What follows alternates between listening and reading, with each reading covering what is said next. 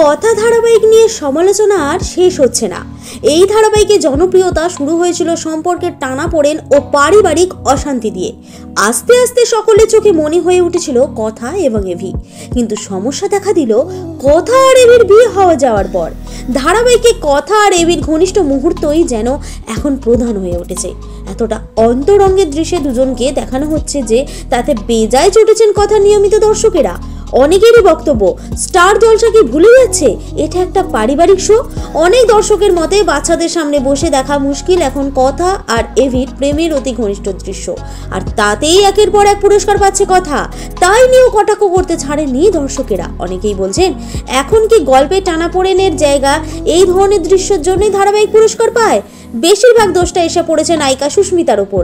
একজন মন্তব্য করেছেন, বেশি ঘষাঘষির জন্য প্রথম সম্পর্ক থাকেনি, আর এই মেয়ে চরিত্রের জন্যই সাহেবের সম্পর্কও নষ্ট হবে। সাহেব এবং সুস্মিতা যদিও এইসব আলোচনায় একদমই কান দিচ্ছে না। রিল এবং রিয়েল লাইফে তারা রীতিমতো খোশ মেজাজে ধারাবাহিকের প্রমোশন করে চলেছেন। আর অনেক সমালোচনা সত্ত্বেও ধারাবাহিকের টিআরপি কিন্তু মোটেই নিচের দিকে নেই। তাহলে কি কথা এবং এভির ঘনিষ্ঠ দৃশ্যকেই প্রধান ইউএসপি করে তুলবেন প্রযোজকরা? প্রশ্নটা থেকেই যাচ্ছে। এমনই বিনোদন দুনিয়ার প্রতি মুহূর্তের হারের খবর সাথে আপনাদের কাছে পৌঁছে দিতে বদ্ধপরিকর টাইমলাইন ক্রিয়েশন। আপনাদের কেমন লাগছে বর্তমানে কথা এবং এভির কেমিস্ট্রি? মন্তব্য করে জানান আমাদের মন্তব্যের বাক্সে।